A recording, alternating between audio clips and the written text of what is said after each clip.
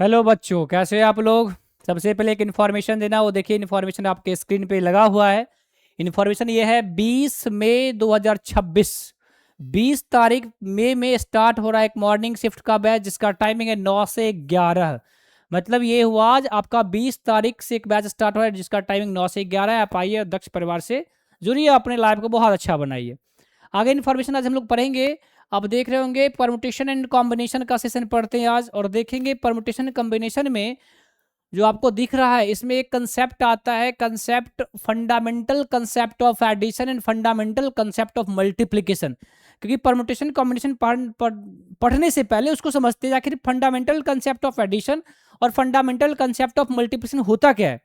उसको कुछ एग्जाम्पल समझेंगे, एग्जाम्पल में ये समझाएंगे आपको आखिर मल्टीप्लिकेशन और एडिशन कब कब करते हैं। ऐसे समझिए, अगर कोई इवेंट्स आपके सामने है और उसको कितने तरीके से अरेंज किया जा सकता है। परमुटेशन का मतलब होता है, आप याद रखेंगे, परमुटेशन का मतलब होता है अरेंजमेंट, जबकि कॉम्बिनेशन का मतलब होता है सिलेक्शन।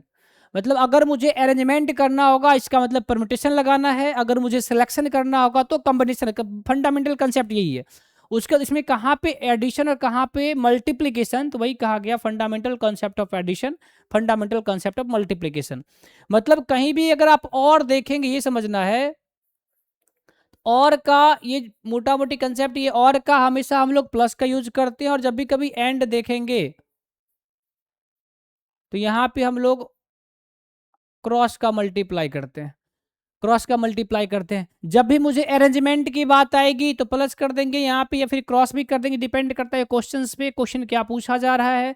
अगर मान लीजिए N1 N2 अलग अलग इवेंट है तो वहाँ पे हम लोग कभी कभी N प्लस, अगर यहाँ मेरे N1 N2 N3 अलग अलग इवेंट है तो किसी सर्टेन आउटकम्स में हम लोग यहाँ पे कर देंगे N1 plus N2, N1 plus N2। और फिर यहाँ पे कभी सर्टेन आउटकम्स में कर देंगे N1 इंटू N2। तो जब हम N1 इंटू N2 करते तो ये कहलाता है कंसेप्ट ऑफ मल्टीप्लीकेशन, और जब प्लस करते तो कंसेप्ट ऑफ एडिशन। और वाले केस में, एंड वाले केस में इसको ध्यान रखेंगे। अब यहाँ पे देखिए, इसको अच्छे समझने के लिए एग्जाम्पल, सबसे अच्छे एग्जाम्पल से समझते हैं आखिर ये क्या होता है। Shubham has two slippers and three shoes. How many different pairs of slippers and shoes can be chosen? अब यहाँ पे ये कहा गया कैसे, क्योंकि दोनों में यूज करेंगे तो कैसे, ये शुभम जो है, शुभम के पास 2 स्लीपर और 3 शूज है, कैसे वो चूज कर सकता है पहनने के लिए। सिंपल सा तरीका है, दोनों को क्या करेंगे, 2+3 ऐड कर देंगे, तो वहां जो वेज हो जाएगा कैन बी चूजन, तो यहाँ पे हो जाएगा 2+3। 2+3 कहने का मतलब कितना, 5, 5 तरीका, 5 वेज। मतलब एक बार स्लीपर पहनेगा, फिर आपका ये पहनेगा, फिर स्लीपर पहनेगा, ऐसे समझिए। एक बार स्लीपर तो ये शूज, फिर एक बार स्लीपर तो शूज, फिर यहाँ पे शूज स्लीपर शूज स्लीप, ऐसे करके हम लोग देखते हैं फंडामेंटल कंसेप्ट प्लस। नेक्स्ट में अब देयर आर, अब देखिए यहाँ पे समझते हैं, ये क्वेश्चन से आपको और क्लियर होगा। There are 15 NITs and 20 IRTs in India and you can qualified for the JEE Mains in advance, so there are how many ways you can select your college. मतलब अगर यहाँ पे 20 90 हैं प्लस 20 IITs हैं और 90 NITs हैं, आपको कहा जा रहा है इसमें दाखिला आपको लेना है तो कितने तरीके से आप ले सकते हैं। तो वहाँ पे सिर्फ और सिर्फ आपका तरीका क्या है, एकदम आराम से कर सकते हैं 20+35, 20+35, 20+15, 20+15 तो हो जाएगा 35। मतलब सीखना था, भारत में 15 NITs और 20 IITs हैं, और आपने जी मेंस और एडवांस क्वालिफाई किया कर लिया है, तो आप अपने कॉलेज कितने तरीके से चुन सकते हैं। तो 10 यहाँ से और 15 यहाँ से, 20 यहाँ से, तो आप या तो 15 में ले लेंगे, नहीं तो 20 में ले लेंगे, तो 15-20 कितना हो जाएगा, 15 और 20 35 हो जाएगा। उसी प्रकार वहाँ पे 3 था और 2 था, 3+2 कितना कर देते, 5 कर देते, ये आपका चूज हो सकता है। नेक्स्ट क्वेश्चन के थ्रू एग्जाम्पल देखते हैं। You go to a restaurant there where 8 chicken items and 5 veg items। अगर आप किसी रेस्टोरेंट में जाते हैं, कहा जाता है वहां पे 8 आइटम्स आपका चिकन का है और 8 आइटम्स कितना है, वेज का है। चिकन अगर वेज है इसका मतलब आप कितने तरीके से उसमें जाके रह सकते, मतलब कि खा सकते हैं।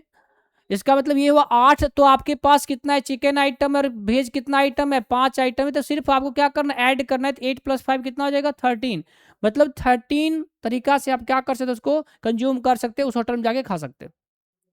नेक्स्ट क्वेश्चन फिर देखते हैं।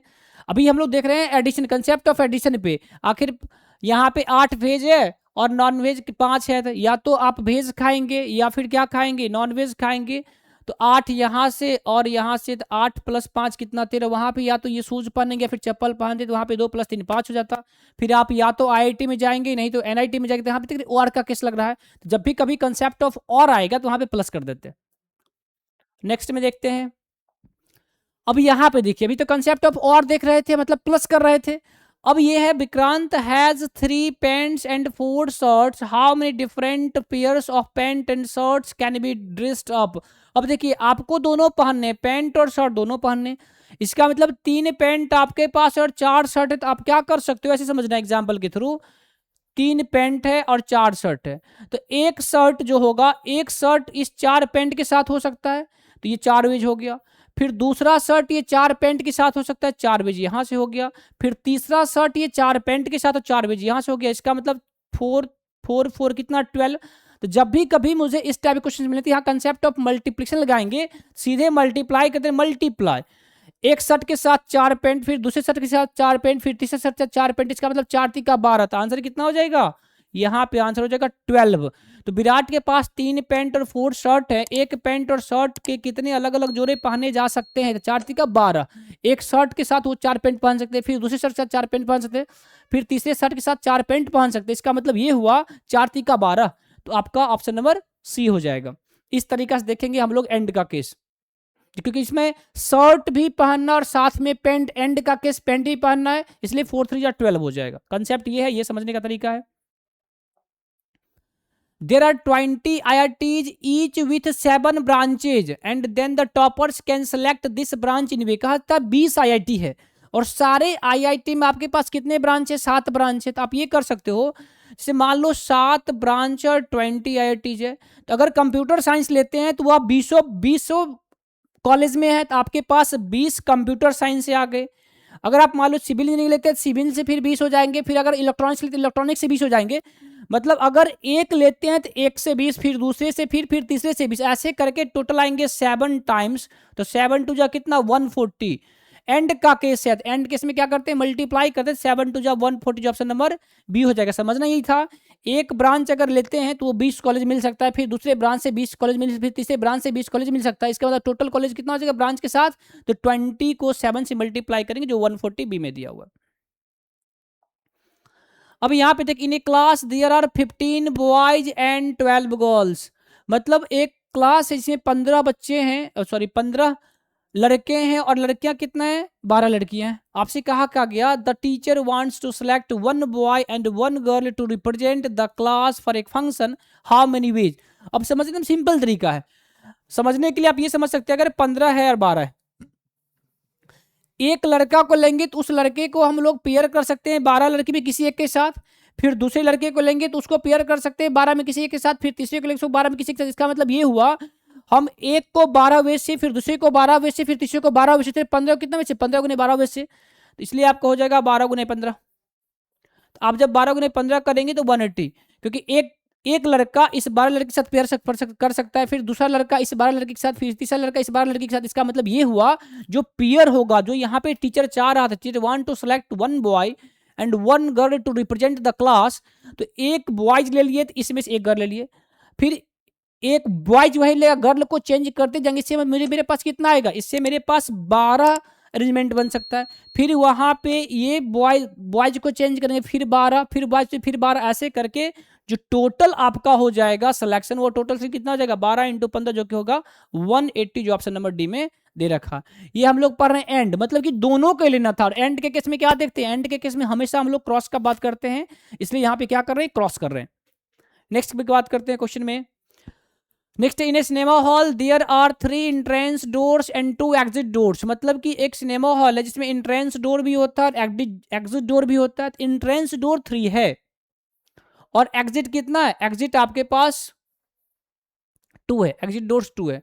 In how many ways can a person enter the hall and come out. अब ऐसे समझना है, अगर एक से इंटर करेगा दूसरे से आउट करेगा, एक से इंटर करेगा, जैसे मान लीजिए 3 एंट्रेंस है और आपका 2 एग्जिट है, एक से इंटर किया 2 एग्जिट, फिर दूसरे से इंटर किया, फिर 2 एग्जिट, फिर तीसरे से इंटर किया 2 एग्जिट, ऐसे करके आपका कम एंड आउट 3 टू जा कितना हो जाएगा 6, 3 टू जा 6 हो जाएगा।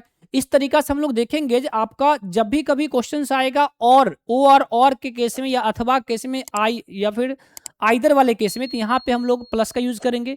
जब भी एंड का केस आएगा वहां पे मतलब कि क्रॉस का यूज करेंगे। तो कंसेप्ट ऑफ मल्टीप्लीकेशन कहता है क्रॉस, जबकि मल्टीप्लीकेशन मतलब क्रॉस करना है, वेज को आपस में मल्टीप्लाई कर देना है, जबकि कंसेप्ट ऑफ एडिशन कहता है प्लस, वहां पे वेज को प्लस कर देना है। क्योंकि मुझे काम तो एक करने थे, तो वहां पे हम लोग पेंट के साथ देखे थे, फिर आईआईटीज देखे थे, फिर वहां पे बॉयज एंड गर्ल्स देखे थे, तो क्रॉस का केस और प्लस का केस। अब जब इस कंसेप्ट को समझने के बाद जो हम लोग और कंसेप्ट समझे, मतलब कि fundamental concept of multiplication, fundamental concept of addition, इसको समझने के बाद हम लोग नेक्स्ट वीडियो में देखेंगे आखिर कैसे परमुटेशन एंड कॉम्बिनेशन के क्वेश्चंस इस कंसेप्ट के थ्रू, फिर वहां पे एनसीआर एनसीआर के थ्रू, फिर एनपीआर के थ्रू देखेंगे कैसे क्वेश्चंस बनते हैं। इसका मतलब कि क्वेश्चंस बनेंगे परमुटेशन एंड कॉम्बिनेशन में। तो परमुटेशन कॉम्बिनेशन में जो भी क्वेश्चंस बनेंगे वो आपको कंसेप्ट यही एंड का कॉन्सेप्ट होगा और का कॉन्सेप्ट होगा, ऐसे करके आगे देखते रहेंगे। चलिए, बड़ी मस्त से पढ़िए, बढ़िया रहिए, खुश रहिए।